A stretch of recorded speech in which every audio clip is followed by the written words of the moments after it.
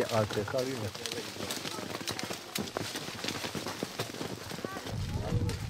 İyi havada da geldi. İyi havada da geldi ha. İyi havada da. Bozda da var bozda. Bozda. Bu var. Nereye bu? Keser bu tarafa gel İbrahim abi. Bu tarafa gelsin bu tarafa. Daha canlı burası.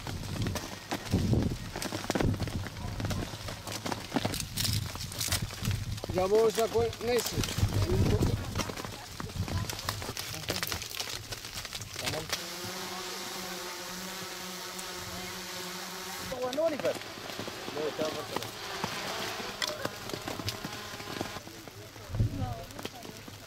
Sana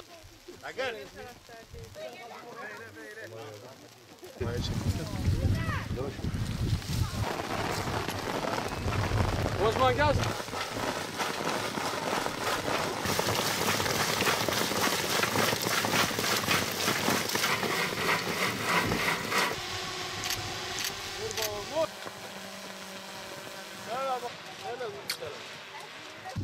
Hala yüksekler.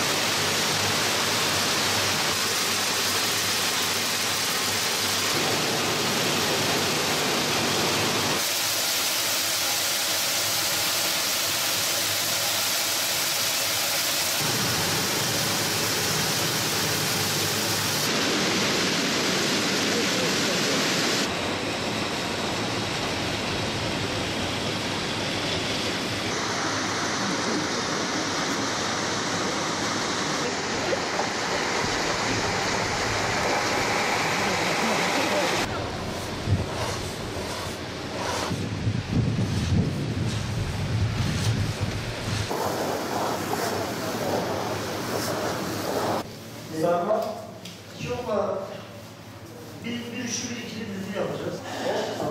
O zaman ayakta yok.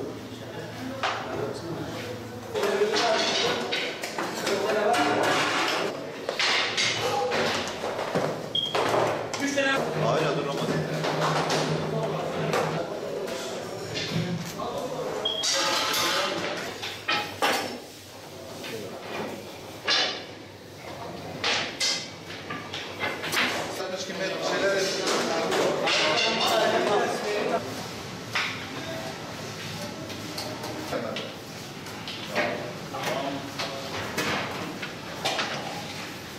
Buradan şeker varsa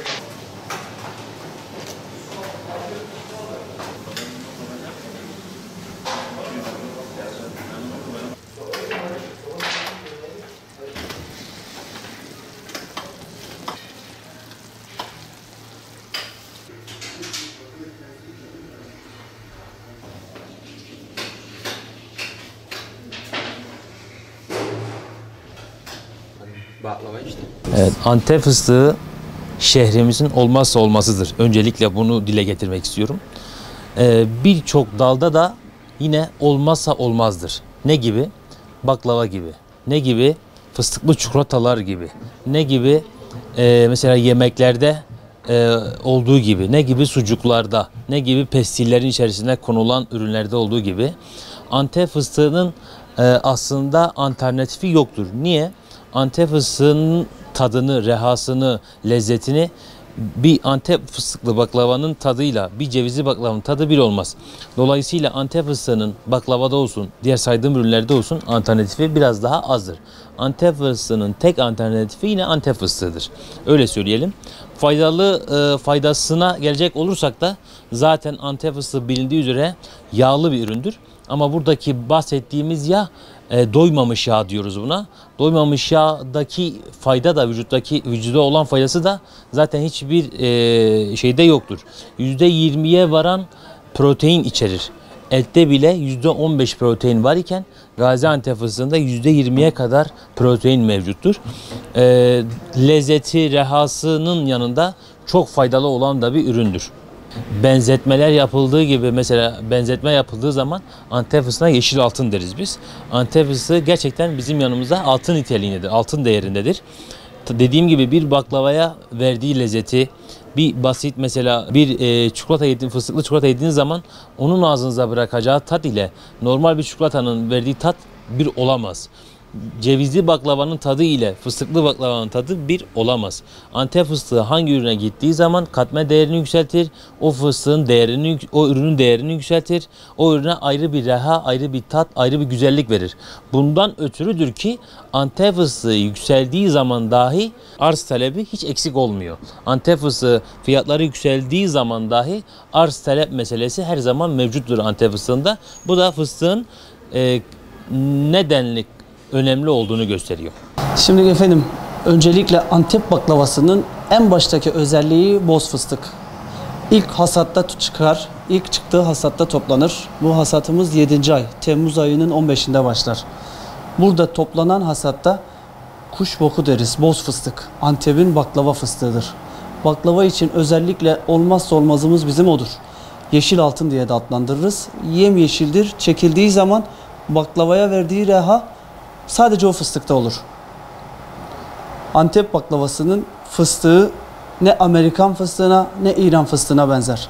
İran fıstığıyla Amerikan fıstığıyla daha baklava yapıldı ama hiçbiri Antep fıstığıyla yapılanın yerini tutmadı. Kesinlikle cevizli baklava ve fıstıklı baklava fıstıkta ön plana çıkardığımız boz fıstıktır. İlk kullandığımız fıstık ilk hasatta çıkan fıstığımızdır. O da Antep baklavasını baklava yapar.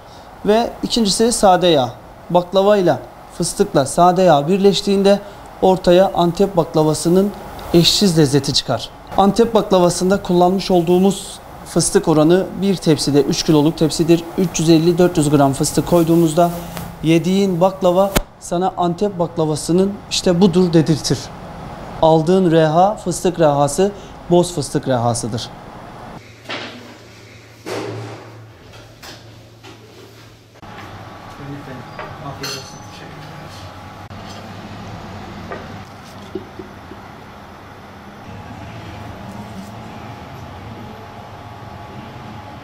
Gaziantep fıstığıyla yapılan baklavalar her zaman kaliteli ve lezzetli olur.